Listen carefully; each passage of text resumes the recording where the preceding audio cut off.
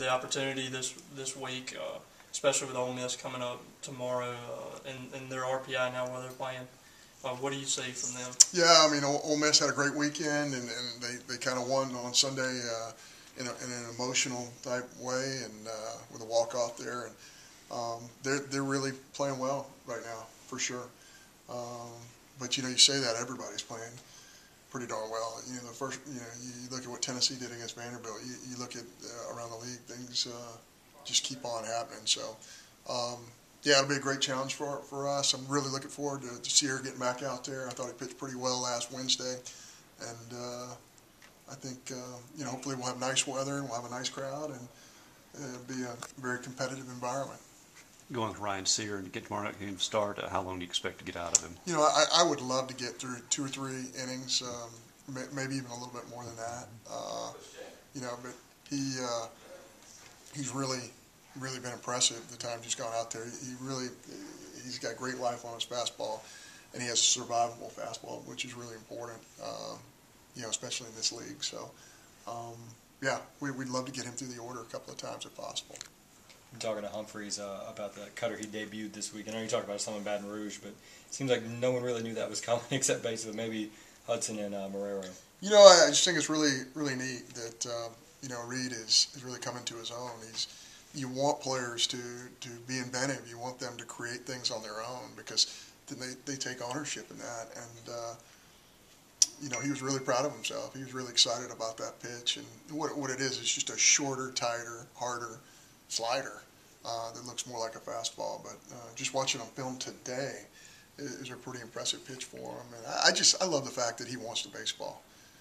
I just love it when he walks by me in the dugout and says, "Hey man, you need to get 3, 6 guys out at the end of this game." He says, "I feel really good." And the fact that he's a positional player and he's always throwing a baseball and he's moving around, I think that's a real help. I think that really helps him prepare for that outing. Even if he didn't hit the ball well at LSU, just Marrero keeps being more and more impressive as a receiver and a defender. Some of the throwouts he made with LSU, knowing he was in position there. Yeah, and offensively, I just don't think he's that far away either. He's on time. He just, he struggles with some barrel angles. He's missing on top and missing underneath, but I think he's so close to having some clutch ABs. And he's a really gifted player, and he's really become this guy who can communicate with our pitching staff. When you're a freshman, that's a very difficult task to learn a new group of guys.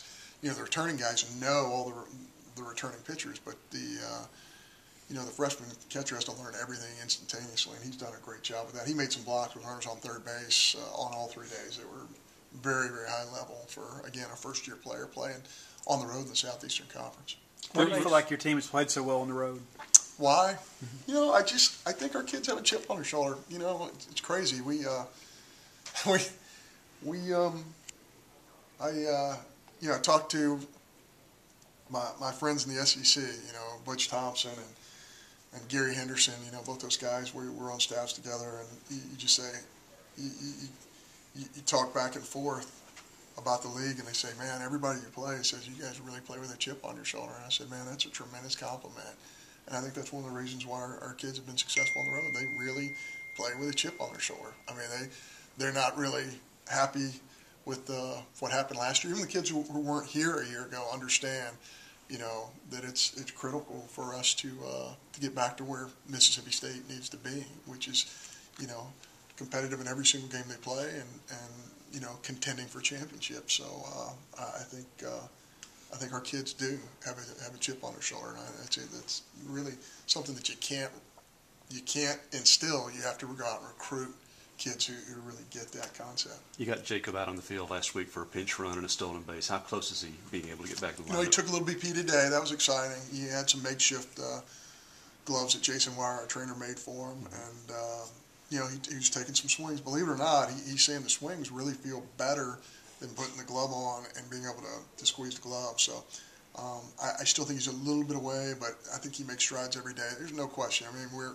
we're a much better club with him on the field for a variety of reasons. I think he's a premier defender. He's a great table setter, and we're all looking forward to that. But at the same time, the hand is one of those things that's really difficult to rush. Has it been a small fracture or something? What's kind of been the Yeah, it's a small fracture, but the way it was described to me is it could have been a whole lot worse.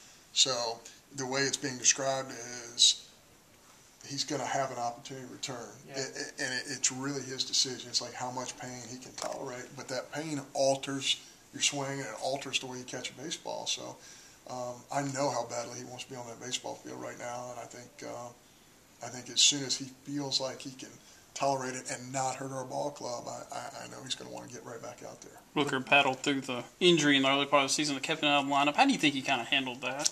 You talking about Rooker? Oh, you know what? It was the injury was such a freak thing. I think you can ask him, but I think he felt like, that it was such a freak thing that he wanted to get back out there immediately. I'll tell you something really frightening because it swelled up so big so quickly that we felt like it was going to be a lot worse than it actually was. But I think there's no question we needed him back, and he's been just a huge part of what we've been able to accomplish, especially on the road. He's gotten so many big hits on the road for our ball club this year. I think he's fully recovered, but you could definitely ask him. Right when Robson went out is when Mangum really started to kind of take over, and he's kind of been a godsend for y'all at the top of the order. What makes his approach so good? Well, he's not going to give you an average fly ball.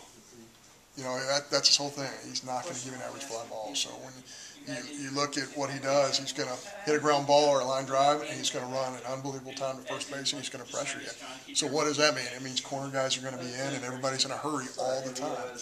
So when you pressure the defense that way, you're going to have success. And he really understands the skill set. So many young players are, if they're smaller kids who aren't power guys, they try and show power. They try and go outside of their skill set. He understands exactly who he is, and he brings that skill set to the table every single day.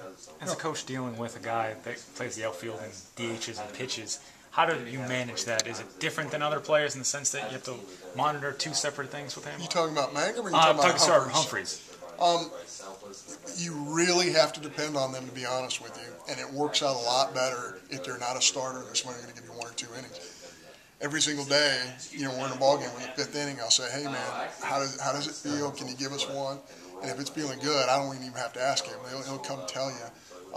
But I think it's an advantage because they're into the flow of the game, and there's not a better way to prepare to face hitters than to be out in the outfield and kind of adjusting and watching their swing from that angle. So I think it's a huge advantage. And Pete Young is one of the best I've ever seen in college baseball, and having played with Pete, he was so good at that. But I think it's really gotten, as crazy as it sounds, I think it's really gotten him going offensively too, because he just feels like there's so many different ways he can help our ball club. How rare is it in college baseball? Because a lot of guys want to do that, but to actually do both at a high level, is that not unheard of, but hard to do? I think it's very difficult to do, especially if you're a starter. If you're a reliever, I think it's a little bit easier, but he's got to take care of his arm in a different way.